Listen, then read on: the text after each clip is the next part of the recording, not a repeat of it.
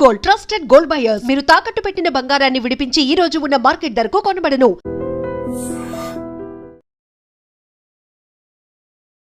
నమస్తే, నేను Kavitha. Welcome to I dream. H1B వీసాలు, ఇండియన్ ఎడ్యుకేషన్, దీంట్లో ప్రధానంగా వినిపించేది ఏది కరెక్ట్ డెసిషన్, ఏది వైస్ డెసిషన్ అవుతుంది, వేస్ట్ డెసిషన్, మనీ మీద మనం వేస్ట్ చేస్తున్నాము అనేటువంటి డెసిషన్. యాక్చువల్గా ప్రతిసారి అకాడమిక్ ఇయర్ స్టార్ట్ అయిన వెంటనే అమెరికాలో విద్య, దానికి సంబంధించి బోల్డ్ అని ప్రోస్ అండ్ కాన్స్ పేరెంట్స్ ఆలోచిస్తూ ఉంటారు. పర్టికులర్గా ఈ ఇయర్ దేని మీద వైస్ డెసిషన్ తీసుకోవాలి, ఏది వేస్ట్ డెసిషన్ అవుతోంది, దీనికి సంబంధించి మాట్లాడుకుందాం. మనతో పాటుగా ఉన్నారు high court advocate and immigration attorney Prithviraj గారు. హలో అండి. నమస్తే. సో యూజువల్గానే కంపారిజన్స్ అనేవి చూసుకున్నప్పుడు మా వాడు అక్కడ విదేశాల్లో చదువుతున్నారు, లేకుంటే మా పాప వెళ్ళింది అక్కడే జాబ్ కూడా చేస్తుంది చదువు అయిపోయిన వెంటనే, ఇవన్నీ అనుకున్న తర్వాత ఇప్పుడు కొంచెం వోలటైల్గా ఇలాంటి సిచ్యువేషన్స్ ఉన్నాయి కాబట్టి ఒక వైస్ డెసిషన్ తీసుకోవాలి, వేస్ట్గా మనీని స్పెండ్ చేయొద్దు అనుకుంటే what do you suggest? I can't say that అమ్మా, బికాజ్ బ్లైండ్గా యుఎస్ వెళ్ళొద్దు అని చెప్పి I won't shut down to any person. Not వెళ్ళొద్దు, అక్కడ బాగోలేదు పరిస్థితి, I won't advise, because situations are not that much wild as they think. అనుకున్నంత దుర్మార్గంగా అయితే ఇక్కడ పరిస్థితులు లేవు. Yes, Indian opportunities always the best opportunities, there is no second thought of it. India ఇప్పుడు పెరుగుతున్న ఆపర్చునిటీస్, టాప్ 4 కంట్రీస్లో ఇండియా 3rd కంట్రీ అవుతుంది. ఆపర్చునిటీస్ ఆల్వేస్ పెరుగుతాయి. అండ్ మనకి వస్తున్నటువంటి కొన్ని సెక్టర్స్ ఆఫ్ ఎంప్లాయ్మెంట్ అన్నది పెరుగుతూ ఉన్నాయి కానీ తరగట్లేదు. ఐటీ సెక్టర్స్లో పెరుగుతున్నాయి. అండ్ బై దట్ చూసుకుంటే ఇఫ్ అట్ ఆల్ వచ్చేటువంటి ఇన్కమ్ తోటి నీకు వచ్చేటువంటి 1-2 లక్షల శాలరీ తోటి ఇండియాలోనే ఉండాలి అనుకుంటే IT students is the best opportunity. Doctors కూడా అవేర్నెస్ ఆఫ్ మెడిసిన్ పెరుగుతుంది. ఎప్పుడైతే అవేర్నెస్ ఆఫ్ మెడిసిన్ పెరుగుతుందో, and I know many hospitals they are operating, international hospitals. African కంట్రీలో అబౌట్ 40 కంట్రీస్కి మీరు తెలుసో తెలియదో మీకు, Indian especially Hyderabad hospitals are the direct hospitals for the treatment. అందుకని వాటికి వల్ల ఇక్కడ హెల్త్ పెరుగుతుంది కానీ తరగట్లేదు. ఒకప్పుడు అంటే క్యాన్సర్ అన్నా లేకపోతే హార్ట్ సర్జరీస్ అన్నా సరే, ఓపెన్ హార్ట్ సర్జరీస్ అంటే యూఎస్ వెళ్ళేవారు. ఇప్పుడు అట్లా కాదు, ఇక్కడే జరుగుతుంది. మెడికల్ టూరిజం బాగా పెరిగింది, టూరిజం పెరిగింది. ఇండియాలో డాక్టర్స్కి ఆపర్చునిటీస్ పెరుగుతున్నాయి, సైంటిస్ట్కి ఆపర్చునిటీ పెరుగుతున్నాయి. And pharma sectors is becoming the number 1 sector in the world as of now. మనకి కోవిడ్ తర్వాత కోవిడ్ అడ్వాంటేజ్ తీసుకొచ్చింది ఇండియాకి. మనకి ఆ కోవిడ్ ఇంజెక్షన్స్, కోవాక్సిన్స్ ఇవన్నీ కూడా ఇండియాలో ఇదవటం వల్ల ఇక్కడ ఉండేటువంటి మెడికల్ సెక్టర్స్, ఫార్మా సెక్టర్స్ పెరిగినాయి. అన్ని రకాలుగా చూసుకుంటే India is becoming upcoming country for the development. Definitely ఇండియాలో ఆపర్చునిటీస్ బాగుంటాయి. కాకపోతే అబ్దుల్ కలాం గారు చెప్పినట్టు dream high, dream for future అన్నట్టు, ఒక డ్రీమ్ కనుక పిల్లవాడు కనుక తీసుకుంటే కనుక that I'm silent of it. నేను అమెరికా వెళ్ళాలి, బాగా సంపాదించాలి, అక్కడ ఫ్రీడమ్ అనేది, లిబర్టీ అనేది నేను ఎంజాయ్ చేయాలి, ఆపర్చునిటీస్ అనేది తీసుకోవాలా, ఎక్కువ శాలరీ తెచ్చుకోవాలంటే I don't discourage that person. Definitely go there to America, stay there for some time, please come back to the country. ఇండియాకి మాత్రం రండి ఖచ్చితంగా. Don't stay there forever. మీరు అక్కడే ఉండిపోవటానికి ఎక్కువ ఆలోచించకండి, ఇండియాకి రండి. మీరు వచ్చే టైంకి ఇండియా కూడా పెద్ద కంట్రీ అవుతుంది, నో డౌట్ ఆన్ ఇట్. ఇప్పుడు పెరుగుతున్నటువంటి రిసోర్సెస్ కావచ్చు, ఆపర్చునిటీస్ కావచ్చు, మనకి ఇండియాలో కూడా ఎక్కువ మీరు వెళ్ళి వచ్చే టైంకి ఈక్వల్ కంట్రీ అవుతుంది. చిన్న ఎగ్జాంపుల్ చెప్తున్నాను కవిత గారు. ఒకప్పుడు ఇప్పుడు ఐఫోన్లో తీసుకుందాం. ఐఫోన్లో ఉండేటువంటి ఫోన్ ఏదైతే లేటెస్ట్ ఫోన్ ఏదైతే ఉందో, అక్కడ అమెరికాలో మార్కెట్ ఎవరికి ఉంటుంది అంటే ఇండియన్స్కి ఉంటుందట. లైన్లో నుంచి ఉంటారు. ఐఫోన్ రిలీజ్ చేసేటప్పుడు లైన్లో నుంచి ఉంటారు. ఆ లైన్లో ఎక్కువ మంది ఎవరు ఉంటారంటే ఇండియన్స్ ఉంటారట, to send back to India. లేకపోతే ఇండియన్స్ కొంటారట. లేటెస్ట్ టెక్నాలజీ ఏదైతే ఉందో ఇండియాలో అది కనపడుతుంది.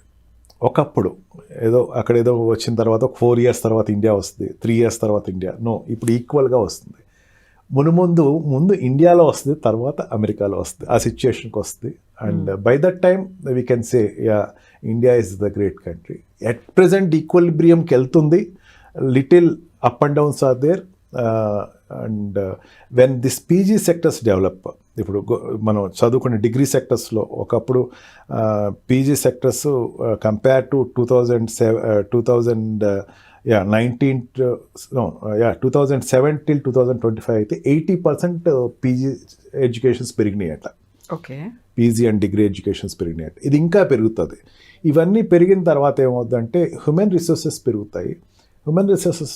ఆటోమేటిక్గా జాబ్ ఆపర్చునిటీస్ వస్తాయి. ఆల్రెడీ అమెరికాలో అవి ఎక్కువ ఉన్నాయి ఆపర్చునిటీస్, కాబట్టి మనకి అది కొంచెం భూతల స్వర్గంలా కనపడుతుంది. అతి త్వరలో భారతదేశానికి కూడా సిచ్యువేషన్ వస్తుంది.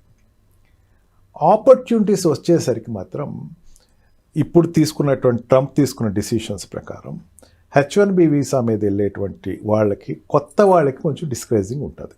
That is true. Without experience of salary, అంటే ఏదైనా సెక్టర్లో పని చేయకుండా, కొన్నాళ్ళు ఎక్స్పీరియన్స్ 2 years 3 years పని చేయకుండా మీరు ఎక్కడికి వెళ్ళటానికి తను తీసుకోబోయేటువంటి H1B వీసా రిఫార్మ్స్ ఏదైతే ఉన్నాయో అవి మీకు హడ్డిల్ అవుతుంది. అంటే నీ శాలరీ ఎక్కడ ₹1 కోటి 2 కోట్ల రూపాయల వరకు ఉండాలి పర్ యానం.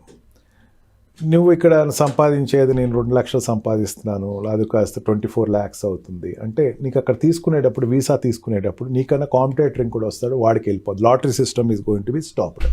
ఫ్యూచర్లో లాటరీ సిస్టమ్ ఉండదని. ఇది ఆల్రెడీ ట్రంప్ అంతకు ముందు తీసుకునేటువంటి ఒక డిసిషన్ లాస్ట్ మూమెంట్లో తీసుకుందాం అనుకున్నాడు, అవ్వలేదు. అది ప్రపోజల్ పెట్టాడు, బైడెన్ గవర్నమెంట్ అది ఒప్పుకోలేదు. Now he's about to take that. అది వస్తే కనుక కొంచెం ఎక్స్పీరియన్స్ తోటి వెళ్ళేటువంటి జాబ్ హోల్డర్స్కి మాత్రం బాగుంటుంది. Students, no doubt, America still is an open market for good opportunities. కాకపోతే బర్త్ సిటిజన్ మీద ఉండేటువంటి చర్చలు ఏదైతే ఉన్నాయో అవి అక్కడ కొంచెం వాళ్ళకి గ్రీన్ కార్డ్ హోల్డర్ కానీ సిటిజన్ కాకుండా అక్కడ బర్త్ సిటిజన్ అంటే వాళ్ళ పిల్లలకి సిటిజన్షిప్ ఇచ్చే అవకాశం లేదు. కాబట్టి ఫ్యూచర్లో అది కొంచెం ఇబ్బంది ఉంటుంది. అంటే ఇది H1B వీసా మీద మాత్రమే ఉండి గ్రీన్ కార్డ్ రాని వాళ్ళు, లేకపోతే అక్కడ సిటిజన్షిప్ రాని వాళ్ళకి మాత్రం వాళ్ళ పిల్లలకి సిటిజన్షిప్ రాదు. అందుకే ఏమవుద్దంటే ఇక్కడ కవిత గారు, ఎంఎస్కి వెళ్ళే వాళ్ళు 24-25 వాళ్ళు వెళ్తారు, 24+ ఉన్నవాళ్ళు వెళ్తారు. 23 వెళ్ళిన వాళ్ళు గుడ్, వాళ్ళకి మాత్రం ఈ ప్రాబ్లం లేదు. 24-25 వెళ్ళిన వాళ్ళు మ్యారేజ్ చేసుకుంటారు. H1B ఎప్పుడు వస్తుంది? విత్ H1B మీద ఫ్లోట్ అయ్యేది ఎన్నాళ్ళు ఉంటారు? ఒక 3 years ఫ్లోట్ అవుతారు. ఈ లోపల పిల్లలు పుడితే వాళ్ళు బర్త్ సిటిజన్షిప్ రాదు. ఇంతకు ముందు ఆ పరిస్థితి ఉండేది. అది ఎప్పుడైతే రిమూవ్ అయిందో కొంచెం సాడ్ అండ్ సిచ్యుయేషన్. వాళ్ళు 30 years అంటే 27-30కి వచ్చేసరికి గ్రీన్ కార్డ్ వస్తే కనుక అప్పుడు పిల్లలు ఉంటే వాళ్ళకి బర్త్ సిటిజన్షిప్ వస్తుంది. ఈ రెగ్యులేషన్ దగ్గర మాత్రం ఇండియన్స్కి డిస్కరేజింగ్ ఎక్కువ ఉంది. ఇది వరకు అక్కడ వెళ్తే చాలు, టూరిస్ట్ కింద వెళ్ళినా లేకపోతే ఎట్లా వెళ్ళినా సరే అక్కడ పిల్లలు పుడితే వాళ్ళకి సిటిజన్షిప్ వచ్చేస్తుంది అన్నది. As of now it is close, that door is closed. To some extent courts are stay వరకు ఇస్తున్నాయి, కానీ లాంగిటివ్ అయితే ఇస్తాయని మాత్రం నాకైతే నమ్మకం లేదు. అండ్ ఈ రీచ్గా చూసుకుంటే కనుక పెళ్ళైన వాళ్ళకి మాత్రం కొంచెం డిస్కరేజింగ్ ఉంది అక్కడ. ప్లానింగ్ వాళ్ళకి గ్రీన్ కార్డ్ వచ్చిన తర్వాత ప్లానింగ్ ఉన్న వాళ్ళకి నేను I'm silent of it. But H1B visa మీద పిల్లలకైతే ఇండియన్ సిటిజన్షిప్పే కంటిన్యూ అవుతుంది. అక్కడ మాత్రం కొంచెం ఆ డిఫికల్టీ ఉంది. అండ్ డబ్బులు సంపాదించే విషయంలో మాత్రం there is no second alternative. ఖచ్చితంగా వాళ్ళ వేజెస్ ఎక్కువే ఉంటాయి, వాళ్ళ లైఫ్ బాగుంటుంది, ఆపర్చునిటీస్ బాగుంటాయి. ఇంకో కంపెనీకి షిఫ్ట్ అయినా సరే, లే ఆఫ్ అన్నది అక్కడ నడుస్తున్నా సరే, still there is a hope that employment is great there. But ఇప్పటికి వేస్ట్ ఆఫ్ మనీ ఇలాంటివన్నీ ఆలోచించాల్సిన అవసరం లేదు. వైస్ డెసిషన్ మాత్రమే తీసుకుంటున్నారు. Either it may be US కావచ్చు, ఇండియా కావచ్చు, ఏదైనప్పటికీ.